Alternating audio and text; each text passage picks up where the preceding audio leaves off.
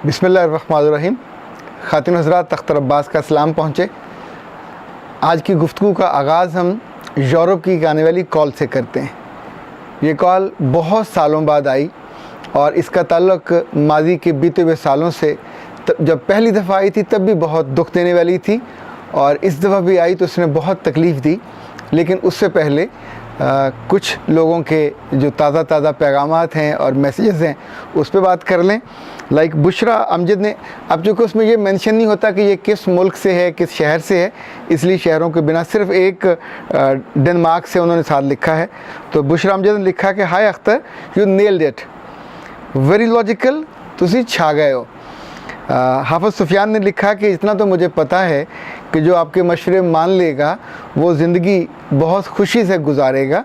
और तैयबा अदील ने तो कहा है कि मुझे आपसे ये तवक्को ना थी कि आप नाराज़ होने के लिए जो 5 नुस्खे बताएंगे उनमें कोई एक नुस्खा भी ऐसा नहीं है कि बंदा नाराज़ होकर वहाँ से जा सके।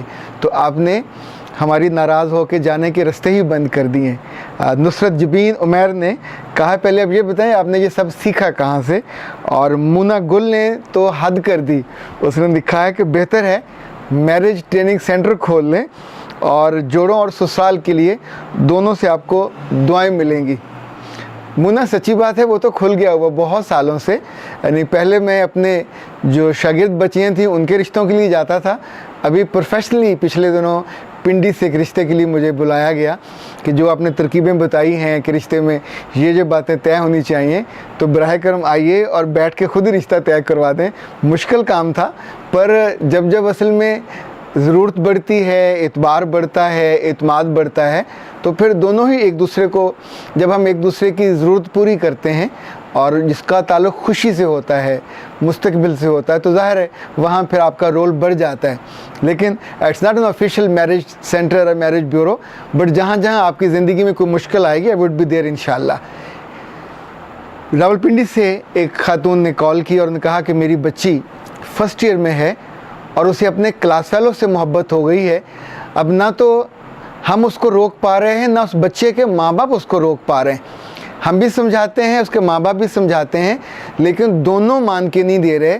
और बेटी ने हमसे कहा कि मैं घर छोड़कर भाग कर चली जाऊंगी। और उस वक्त जब वो जुमला ये कह रही थी, आप उसके दुख का, तकलीफ़ का अंदाज़ा कर सकते हैं। ख़ातिन हज़रात, ये शादी जिसके लिए जब माँ बाप आमादा होते हैं तो 300-400 लोग जमा होते हैं, मोहब्बत से, इज़्ज़त से उस बच्ची को रुखसत करते हैं। यही शादी अगर वो माँ बाप से पूछे बिना कर लें तो हम कहते हैं घर से भाग कर की, और कोई ना कोई अजीज़ व अकारब में से उसको जान से मार देता है। और इसी तौर पे अगर वो कोर्ट में जाके करें तो सारी उम्र कोई अजीज़ व अकारब में से उनको मुंह भी नहीं लगाता कि ये घर से भागे हुए और जिन्होंने ख़ानदान को रुस्वा किया था। इसी पिंडी से बहुत साल पहले जब मैं फूल में था तो उस वक्त एक बच्ची 8वीं में थी। वो मुझे फ़ोन कॉलम होता था, टेलीफोन कॉलम, तो वो चूँकि पूरे मुल्क से बच्चे फ़ोन करते थे तो वो भी फ़ोन करती थी बाकायदगी से। 1-1.5 साल के बाद उसने कहा कि सर मुझे मोहब्बत हो गई है। तो मैंने उसे कहा, बेटा डोंट डू दैट, अभी तुम 9th में हो, फोकस ऑन योर स्टडीज़। जब पढ़ लोगे तो फिर तुम्हारा अपने आप ये शादी भी हो जाएगी और तुम्हारी खुशी भी पूरी हो जाएगी। उसने कहा, नहीं सर, मेरे माँ बाप मुझ पर तवज्जो नहीं देते, मेरे वालिद साहब अपने कामों में बिज़ी रहते हैं, वो ठेकेदार हैं और उन्हें सिर्फ पैसे से गर्ज है, और मेरी माँ भी तवज्जो नहीं देती। फिर ये हुआ कि बीच में कुछ माह का गैप आ गया और कुछ माह के बाद उसका फ़ोन आया तो कराची से आया। उसने कहा, सर मैं तब घर से भाग गई उस लड़के के साथ और वो मुझे कराची ले आया। रावलपिंडी से वो बैठे ट्रेन पे और कराची आ गए। घर में से जितना माँ का जेवर था वो साथ ले गई और उसके बकौल को आधा किलो के करीब था। वहाँ कुछ दिन रहे, फिर उसने वो जेवर बेचा और फिर एक दिन वो बदबख्त उसको उसी होटल में छोड़ के 1.25 लाख रुपए में बेच के वहाँ से निकल गया। और तब उस बच्ची ने कहा कि सर जब मुझे होटल मैनेजर ने कहा कि तुम्हारा वो मियाँ या लड़का जो भी था तुम्हें बेच के चला गया है और तुम्हें अब ख़र्चा यहीं से पूरा करना है, फिर उसने कहा, सर वो दिन थे, वो रातें थीं और 47 के दिन थे, पर उनमें से कोई एक भी गैर मुस्लिम नहीं था। वो सारे मुसलमान थे, उनकी शक्लें भी मुसलमानों जैसी थीं, पर मेरे लिए वो सारे सांप थे, मेरे लिए वो सारे बिच्छू थे।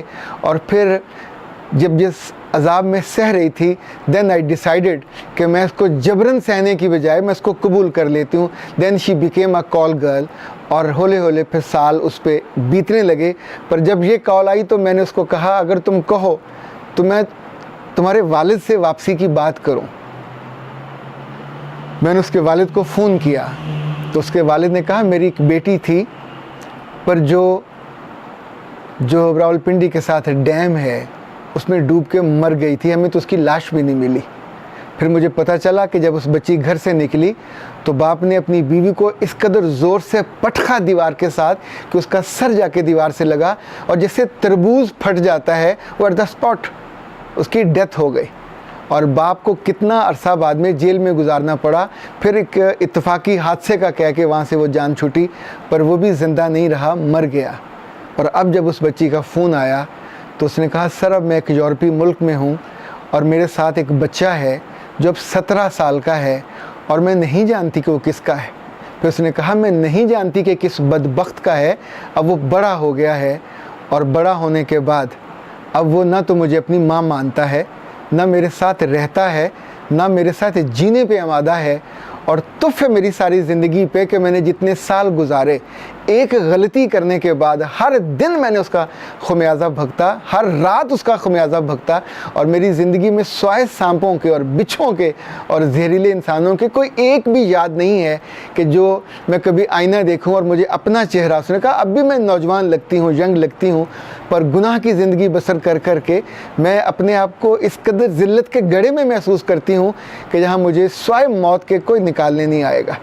जब उस खातून ने मुझे अपनी बेटी का ये बताया कि वो भागना चाहती है, लिटरली खातून हजरात, मैंने सोचा कि ये जो रब हमको वाक़यात बताता है और सुनाता है और किसी से मिलवाता है और किसी से फ़ोन करवाता है, तो इसमें स्वाय इबरत के और स्वाय सबक के कि जो आने वाली नस्लों में से किसी ना किसी के काम आ जाए।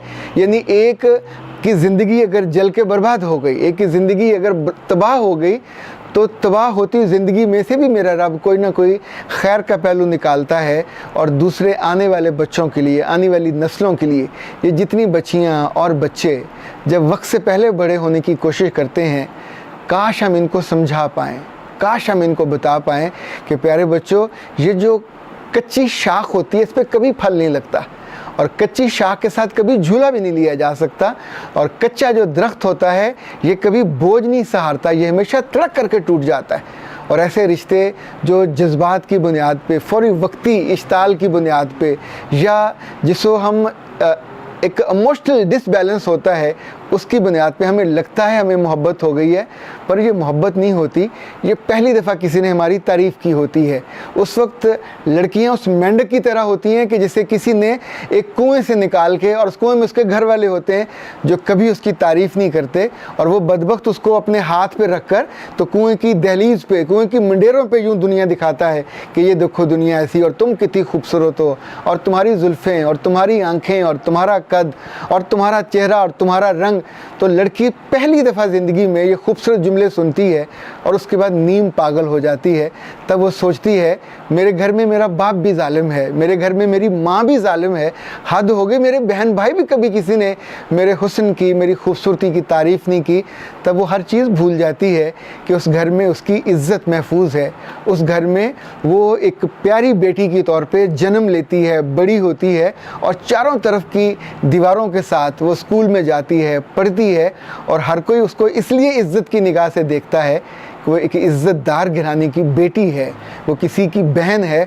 और जब जब वो इन रिश्तों को तोड़ के किसी ऐसे अहमक और बेवकूफ़ के साथ उस घर की दहलीज़ को पार करती है, तो वहाँ स्वाय बिच्छुओं के और स्वाय सांपों के और स्वाय जहरीले नाग जैसे लोगों के और कुछ नहीं होता, जिनकी निगाह सिर्फ़ उसके बदन पे, उसके जिस्म पे, उसकी इज़्ज़त पे, उसकी असमत के, और उसके मुहाफ़िज़ नहीं होते, वो सिर्फ़ उसको तार तार करने वाले होते हैं। वो सारे बेटे और सारी बेटियां जिन्हें उस वक्त मोहब्बत हो जाती है जब उनको नहीं होनी चाहिए। ये वक्त होता है जब उनको अपनी ज़िंदगी के उन इनिशियल दिनों अपनी पढ़ाई पे तवज्जो करनी चाहिए, अपनी बुनियाद पे तवज्जो करनी चाहिए, अपनी ज़ात के दरख्त को मजबूत और ख़ूबसूरत और तरोताज़ा बनाना चाहिए ताकि कल उस पर फल लग सकें, कल उस पर मोहब्बत की पींगें वो डाल सकें। उससे पहले जब जब वो करेंगे, मेरा रब इस बात को जानता है और इस बात से वो इबरत दिलाता है कि गुनाह में और गलती के कामों में कोई वापसी आमतौर पर इस तरह के कामों में नहीं होती और बहुत बुरा अंजाम सामने होता है। आज तक जिसने गलती की या तो जान से गया या फिर अपनी इज़्ज़त और असमत की दौलत सारी उम्र के लिए लुटा के सिर्फ़ उन भेड़ियों के साथ ज़िंदगी बसर करता है कि जिनमें से कोई भी उसका अपना नहीं होता और सिर्फ़ उसके बदन को नोचने के लिए और उसको इस्तेमाल करने